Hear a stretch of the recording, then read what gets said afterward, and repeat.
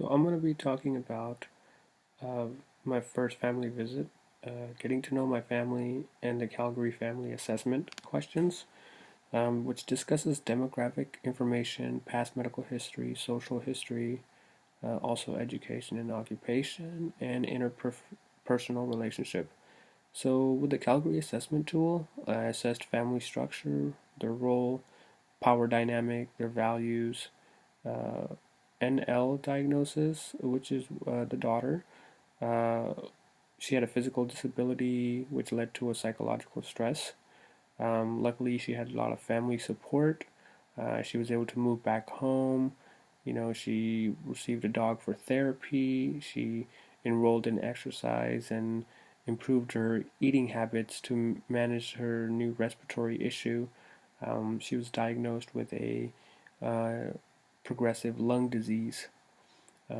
In a structural functional theory, so that theory focuses on relationship between family members and the ability of family members to perform such functions. So, family is a small portion of the social system. It has multiple assumptions. Four of these assumptions. So, family possesses certain generic features common to groups. Family accomplishes functions to serve both individuals and society. It acts in accordance with international internalized norms and values. Family is a social system with functional requirements. So NL, the parents pretty much were overseeing NL's student loans because she recently graduated from college. She was working, but due to this progressive lung disease, she had to resign from her job. Um, Also, decision-making power was actually equal amongst the parents and the children. The children were actually very much involved in deciding any type of decisions made at home.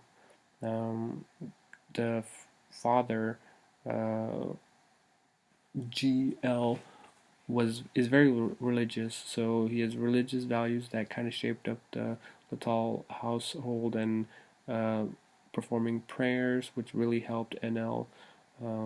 Also, there's a lot of open communication between all of them, uh, especially regarding discussions about NL's lung disease.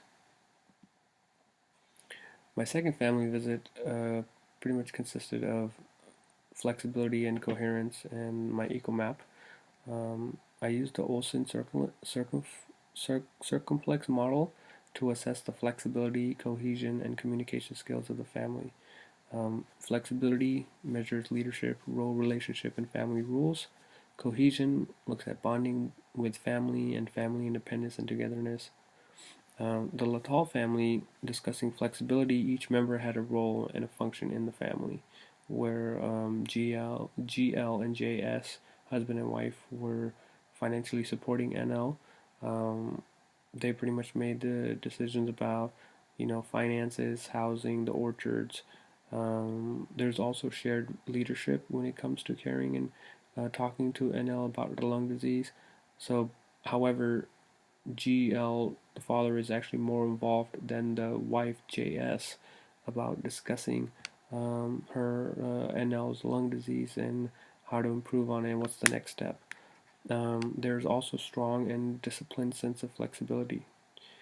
Cohesion is very much dependent on the situation for the family, especially during the situation where NL was diagnosed with a progressive lung disease. Family came together to emotionally and financially support NL. They used a lot of like, we will help, we will get through this during conversations regarding any future challenges that could occur.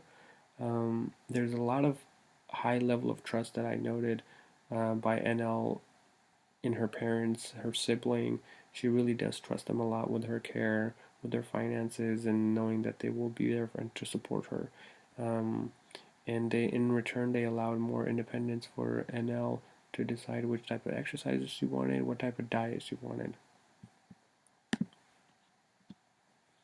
This is discussing the EcoMap. You can see that there's a strong connection, there's a semi-strong connection, and stressful connection. The stressful connections, obviously, the medical insurance. Semi-strong is actually more of the extended family, but the immediate family has a very, very strong connection, and the family is flexibly connected and structurally connected. So my second family visit theory was the stress coping and adaptive theory. This looks at how individual deals with stressful situations. It highlights psychological responses relating to thinking and what one does when the context is a specific encounter. It also looks at two factors: person, environment, relationship, and appraisal. So the person environment focuses on personality, values, support, demands, and constraints. Appraisal, there's three parts: primary, secondary, and reappraisal. In the Latal family, since NL was diagnosed with lung disease, she actually had to resign from her job and move back home. And after a while, not being able to work, not being able to go home, she really started feeling like she was depressed. She has anxiety, like a lack of motivation to actually do anything, to go anywhere. Fortunately, the parents were very supportive of her emotionally. They thought that she was feeling lonely when they went to work, so they got her a dog. They would go out to more outings, movie, dinner, family events, and they really encouraged NL to attend therapy group and exercise classes at Kaiser. So as of right now, she does have more. She has a more positive attitude. She does exercise a lot, 3 to 4 days a week. She actually participates in events and outings. She's talkative. She likes being around her dog, and she likes being around her immediate family. My third family visit, which focused more on family communication, power diagram, and attachment diagram, this focused more on observing the family communication and function. So we played a Game of Life. I thought this was really interesting because the Game of Life does progress from being a child to a teenager to an adult to retiring to getting married, college, and I think it was really important because I had the mother and father that were close to retirement, the sister, and NL herself, who kind of went through. Everybody went through all that phase, and it was a good opportunity to ask questions relating to family development and also assess their communication and behavior towards each other when they're playing a game like that. Um, and as you can see, the diagram shows weak relationship, moderately strong relationship, and very strong relationship. The only one that stands out is the moderately strong relationship that PL and L's sister has with the father, GL. Other than that, the other ones are very strong relationships. This is the family power diagram. It shows that it's more of a mild dominance. And when you compare it with the family development theory, which focuses on systemic and pattern changes the family goes through in their life cycle. So some of the basic assumptions of the family development theory is family should be viewed over time. Family faces similar transition points and development tasks. There are tasks which are called norms, and the extent to which the family member accomplishes the tasks. There's also institutional norms that regulate behavior. There's development is reciprocal. Individual development influences other family members in their development. So the theory to go along with the third family visit was the family development theory.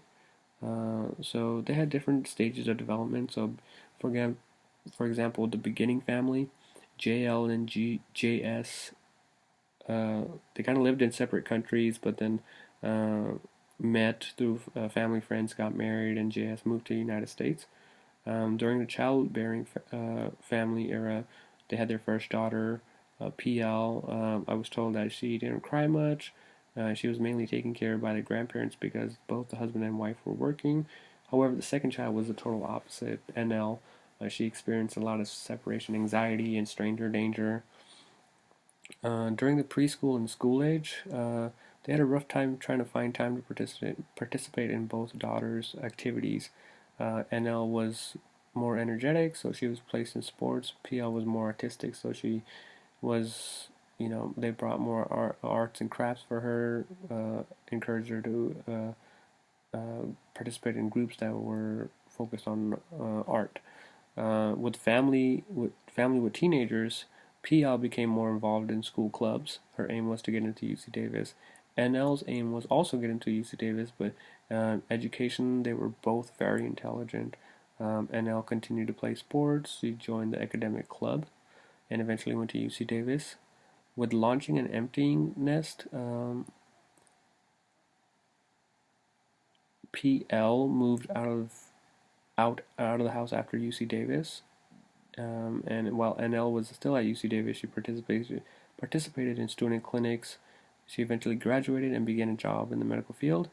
GS and JS were fortunately able to pay for both their daughters' college tuition.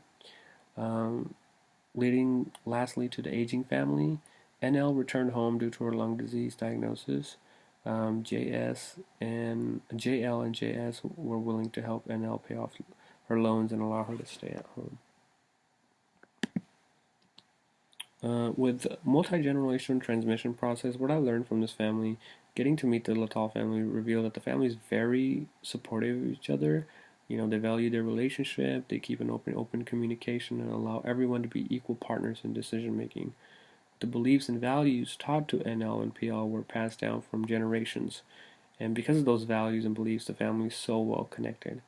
Especially during this hard time with NL's lung disease, the family members are taking the necessary steps and efforts to make NL feel less uncomfortable and help her focus on the positive aspects of being close to the family.